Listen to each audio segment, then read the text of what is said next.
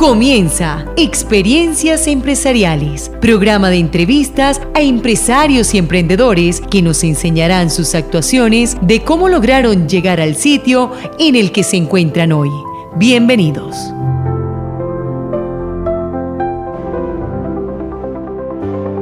Si el problema tiene solución, ¿por qué te preocupas? Y si no lo tiene, ¿por qué sigues preocupado? Proverbio chino. Hoy nos acompaña en Experiencias Empresariales Belkis Zulay Salcedo Torres, administradora de empresas y consultora de imagen, madre de 2 hijas, Renata y Salomé, su esposo Óscar Echeverry, su papá Víctor Salcedo, que en paz descanse, y su mamá Alicia Torres. Fue gerente de Azucat San Jorge. Actualmente administra una empresa familiar denominada El Arte del Mueble, en donde ofrece el servicio de restauración y fabricación de mobiliario para el hogar y oficina. Además, vende diferentes tipos de productos para la decoración del hogar. Le gusta la lectura, hacer ejercicio y le apasiona el tema de la moda. Bienvenida, Belkis, a Experiencias Empresariales.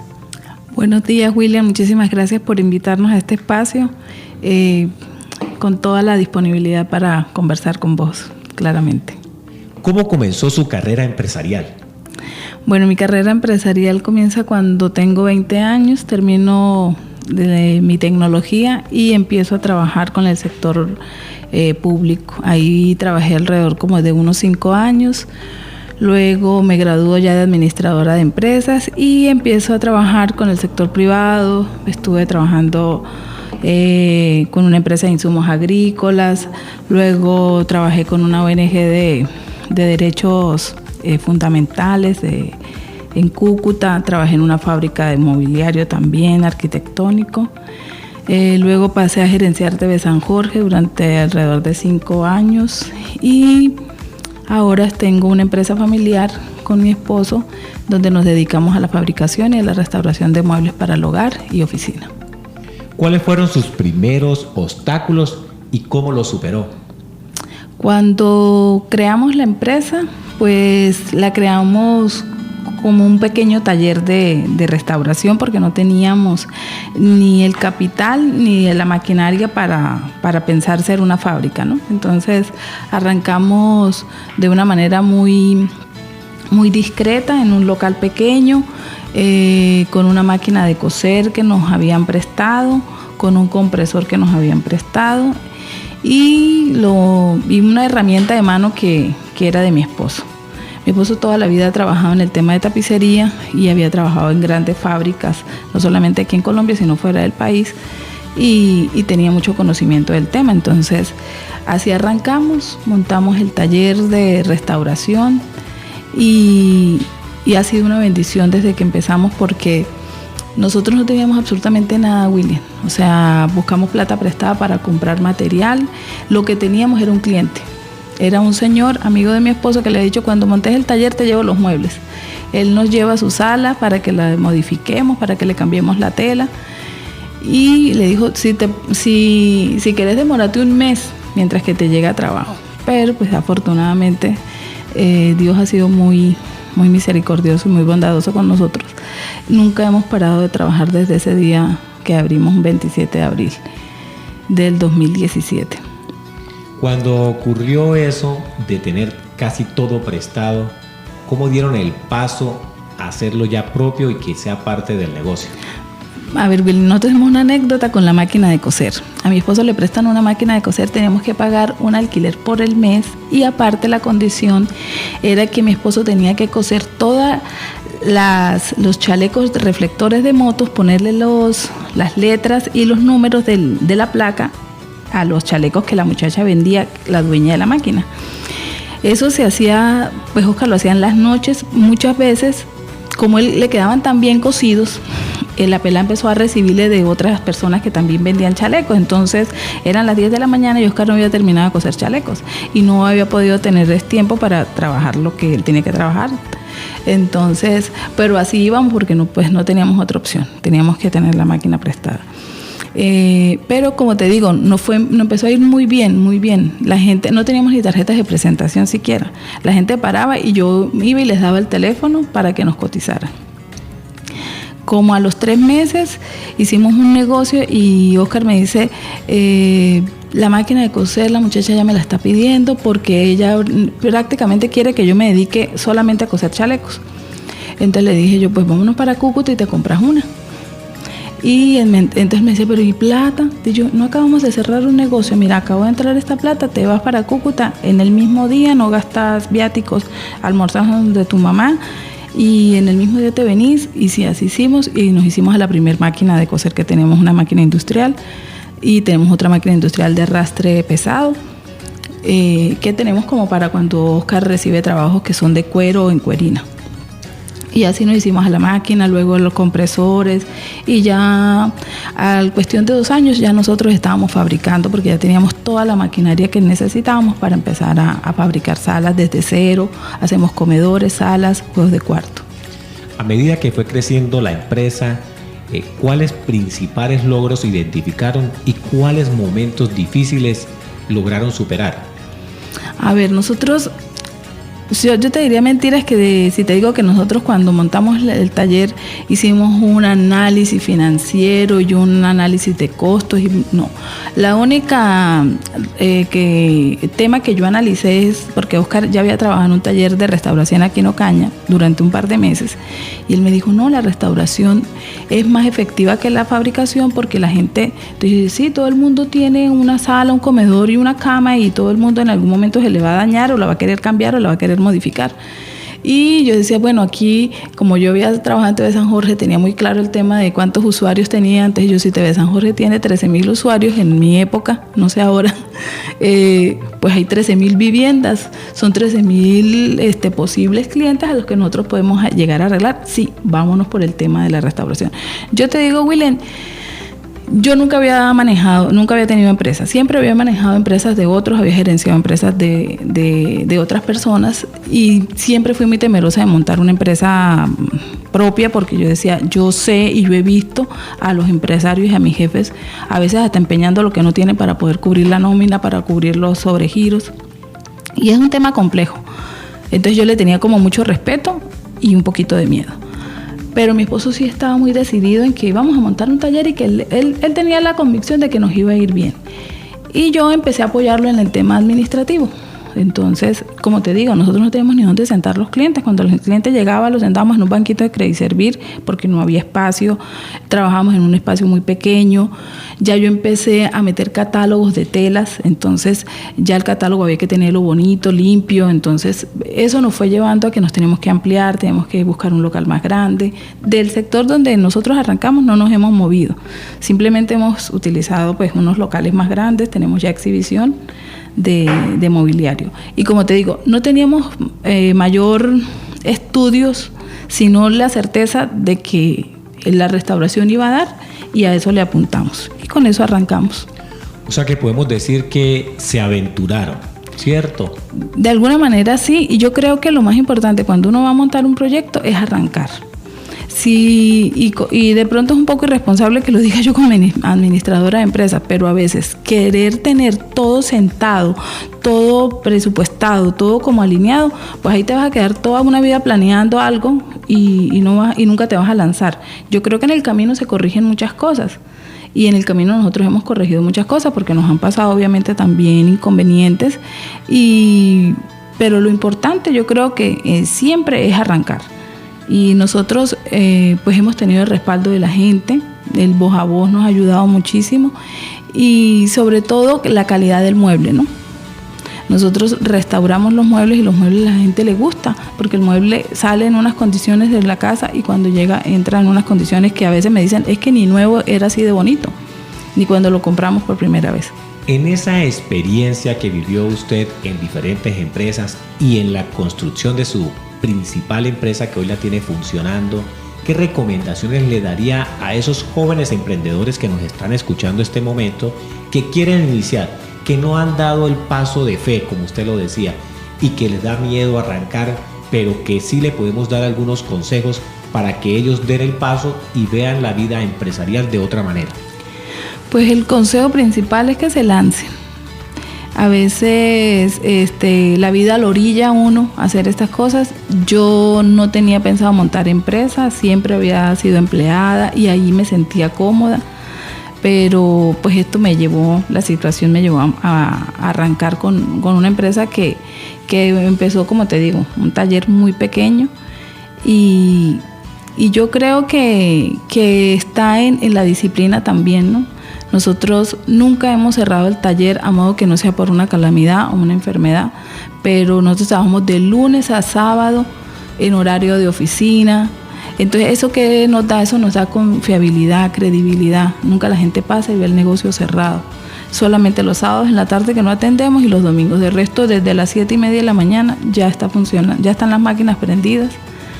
Y ese respaldo que siente también el cliente, ¿no? De que es una empresa local, que la mano de obra es local, que los materiales que usamos tratamos de que sean de la mejor calidad. Nosotros no manejamos telas de baja calidad, porque hemos tratado también, y ahí va el paso también de estudiar, ¿no? O sea, de capacitarnos.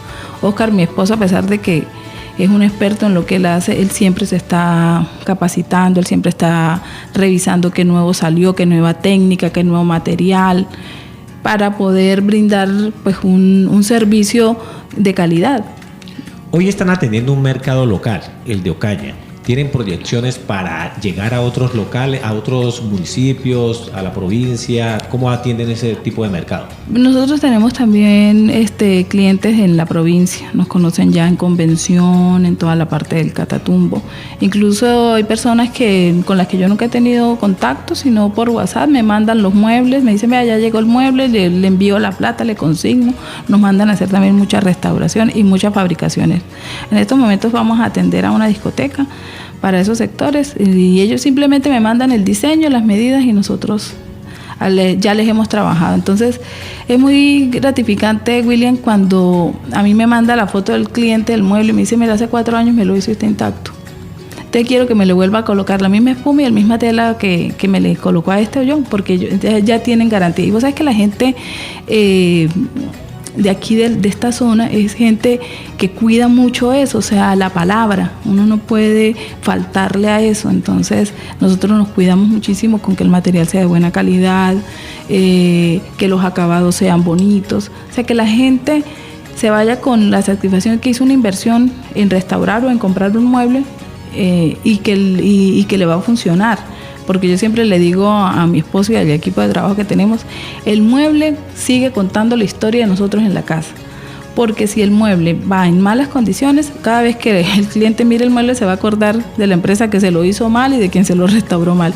Pero si el mueble cuenta una historia bonita, pues siempre tenemos esa recordación y nos recomiendan o vuelven a los años y nos buscan. Hay una pregunta que yo sé que muchos oyentes en este momento dirán y se harán. El cumplimiento cuando mandan a restaurar o elaborar un mueble X, ¿cómo les va con ese tema? Con ese tema nos va igual casi a todo el mundo. Desafortunadamente los mecánicos y los carpinteros y los zapateros tienen muy mala fama, es la verdad. Nosotros hemos tratado de mejorar esa situación, pero es complejo. Porque es un trabajo prácticamente que manual, William. O sea, nosotros dependemos de gente. Y si no hay mano de obra calificada, el trabajo obviamente se retrasa porque está casi que en manos de mi esposo, que es el que hace, afortunadamente Oscar sabe armar las estructuras, sabe manejar maquinaria de carpintería, sabe cortar telas, sabe espumar, sabe coser y en últimas es el que termina tapizando y haciendo el montaje de las telas sobre el mueble ya espumado. Pero a veces hemos tenido dificultades con las entregas. Tratamos en lo posible de ser lo más serios posible, de explicarle a la persona. Yo siempre les doy la cara, les contesto, les muestro la situación. Incluso hay gente que llega y ve el mueble armado, en qué calidad de madera va, que eso también les gusta, ser parte como del proceso. y entienden y prefieren y dicen, no, yo quiero que el mueble me salga bien, no tengo afán, entonces manejamos tiempos, pero tratamos en lo posible de cumplirle al cliente, obviamente, porque ya el cliente llega con cierta molestia si las fechas de entrega se retrasa más de 2 meses, que no es el caso. Yo, por lo general, si la fecha de entrega se acerca y no está el mueble, yo me comunico con el cliente y le explico la situación. En ese proceso de la academia, de ser profesional, de ser ya emprendedora, hay unos libros que nos ayudan a nosotros a construirnos como personas y también como empresarios. Un libro que haya sido de su inspiración y por qué lo recomendaría. A ver, pues como administradora de empresa, y eso siempre me ha gustado la lectura, pero yo creo que ahora estos desafíos de estos nuevos tiempos, William, donde hay tanta información y donde el ser humano depende de tantas cosas, a veces hay que voltear la mirada y empezar a leer otro tipo de literatura. Hay un libro que me gusta mucho y estoy leyendo mucho sobre neurociencia, y hay un libro que me gustó mucho de Joe Dispenza, se llama Deja de ser tú. Me he leído casi todos los que él tiene, pero Deja de ser tú es un libro que explica, el autor explica de una manera muy simple cómo nuestros pensamientos moldean nuestra realidad. Básicamente el libro habla de eso. Y cómo voltearse a mirarse a uno mismo empieza a cambiar un poco de patrones. Entonces, porque obviamente todos vivimos en este mundo tan demandante, ¿no? De redes sociales, de éxito. Y eso a veces llega a un punto en que uno para y dice, bueno, aquí yo tengo que empezar a pensar en mí, a pensar no solamente el éxito es tener dinero, el éxito no se debe de medir por el carro lujoso que tengo. El éxito a veces es poder llegar a la casa y almorzar en paz. El éxito es tener tiempo para ir a recoger a mis hijos al colegio y verlos, su expresión de su carita cuando salen del colegio. Es importantísimo, ese es el verdadero éxito. De poder dormir tranquilo, poder hacer ejercicio, poder decidir sobre qué como. Esas son creo que son las grandes decisiones que a veces negociamos y que ahorita en estos momentos nos están cobrando y nos están pasando facturas. Entonces, poder decidir yo qué como, por qué alimentarme de esa manera, por qué ejercitarme. No es un tema de moda que ahora todo el mundo corre, monta en bicicleta, a mí me parece genial, después de que nos estemos moviendo. Pero sí hay que buscar algo que nos centre, algo que nos haga voltear a nosotros mismos. Y Deja de ser tú es un libro que te confronta eso y que te empieza a mostrar cómo el poder de la mente tiene la capacidad de moldear toda la realidad. Una frase con la que se identifique. Así, hay una yogi que no sé pronunciar muy bien el nombre, pero me encanta. Ella, hay una frase que dice que una mujer sabia es una mujer en paz. Entonces, yo creo que la sabiduría siempre debe de estar por encima de todo y estar en paz. Creo que es una lucha diaria, ¿no? Es una conquista diaria, no dejarnos afectar por el medio, por lo que pasa, por las noticias y mantenernos siempre centrados en el aquí y en el ahora. Si solo tuviera un computador y $1.000.000, ¿qué haría? Estudiaría trading. Estudiaría. Yo creo que me pondría a estudiar todos los temas digitales. Creo que eso es ahora lo que nos está llevando al nuevo comercio, a la nueva manera de comunicarnos. Todo el mundo compra por plataformas digitales. Creo que William, hacia allá va todo, ¿no? O sea, las nuevas generaciones de ahora se están formando en plataformas, consumen la televisión. Yo cuando trabajaba en TV San Jorge les decía, ¿por qué montar internet? Porque es que para allá vamos.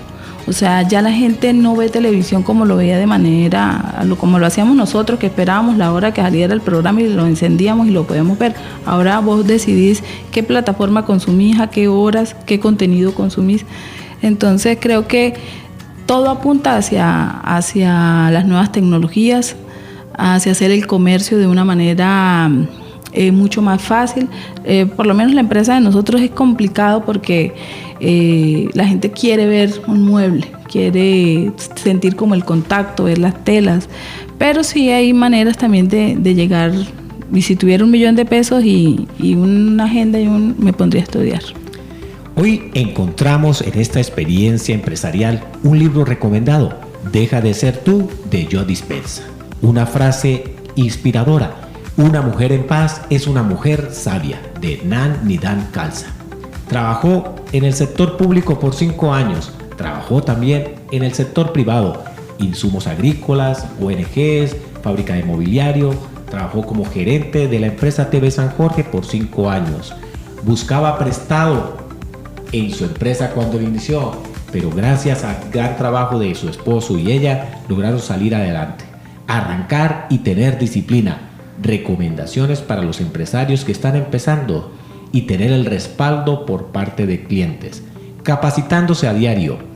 El mueble sigue contando la historia de quien lo hizo. El éxito para Belkis es llegar a la casa y poder descansar, poder dormir tranquila y recoger a mis hijas. Agradecemos a Belkis Zulay, administradora de empresas y consultora de imagen, su participación en Experiencias Empresariales. Estén muy atentos al siguiente programa hecho para inspirar a emprendedores y mostrar el lado humano de los negocios, que traerá más historias fascinantes de emprendedores exitosos que han logrado cambiar su vida y la vida de muchas personas.